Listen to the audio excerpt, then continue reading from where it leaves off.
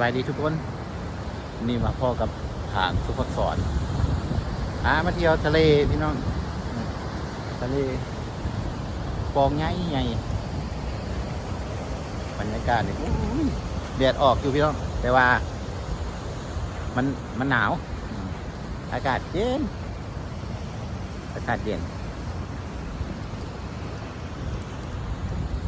เอาไปเบิ่งทะเลกันเดี๋ยววันนี้มาถึงสถานที่แล้วไปเบิ่งทะเลว้าวพี่น้องวิวซะสวยๆพาแม่บ้านมาผ่อนคลายยังไงเย็นบ่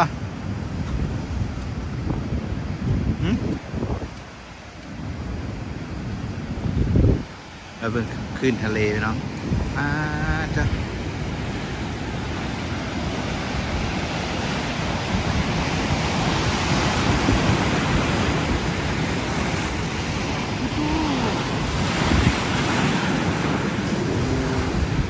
น้ำพุ่งขึ้นมาฮอตที่เลยวันนี้น้ำพุ่งขึ้นมา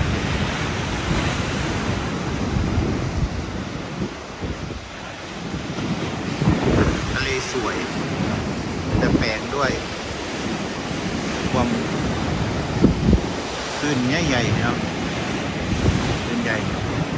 แต่วิวงามเนาะงาม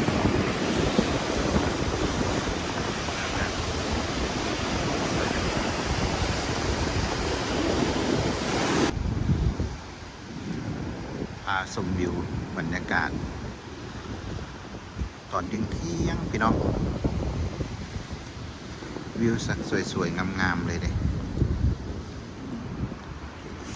วิวงามพี่น้องบนทะเล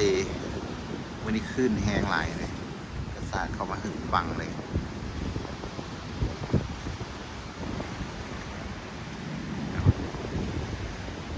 ไอ้ก้อนหินนี่ว่าเป็นอย่างนี้เป็นเอากันน้ำเอาไว้กันน้ำเลยบอยย้ำขึ้นทะเลมันแห้งหลายทะเลงามครับทะเลฟังเสียงทะเลชื่นใจได้เข้ามาฟังเสียงทะเลผ่อนคลายนี่คือแห้งขนาดเลย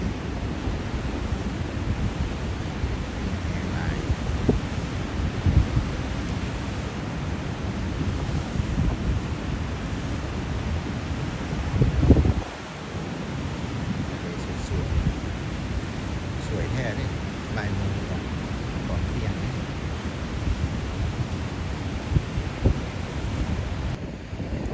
นี่ก็จะมาย่างเลาะเบิ่งทะเลกันพี่น้องงามเพียงแดดร้อนแดดอยู่พี่น้องแต่ว่ามันเย็นสิพาไปเบิ่งนกตอนนี้เอาไปเบิ่งนกกันนะนกนางนวลพี่น้องมีหลายตัวได้เนี่ยนกนางนวลอากาศสุดยอดเลยแหละ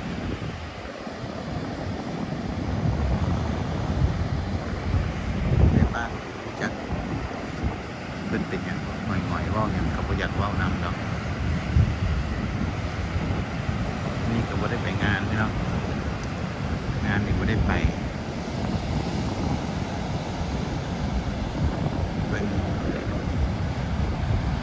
พามาเบิ่งทะเลแท้ๆเลยนี่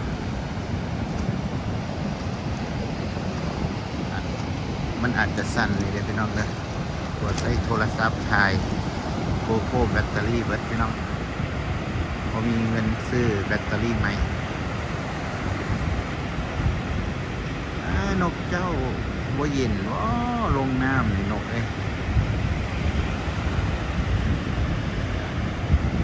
ดีทีเดียว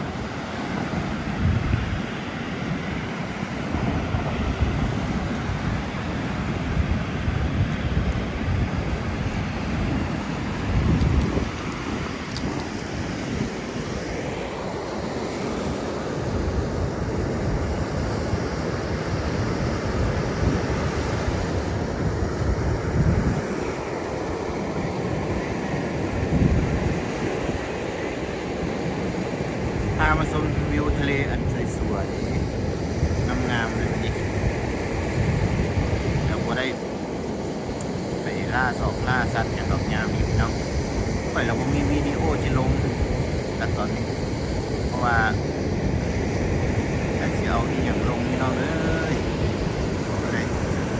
พอดีมาวันนี้ก็เลยมาลองถ่ายเอาวิวงามๆมาฝากอย่าว่ากันเด้อพอมีวิดีโออย่างลงให้เบิ่งย่างไปเบิ่งนกก่อนพี่น้องมีนกอยู่นั่นเด้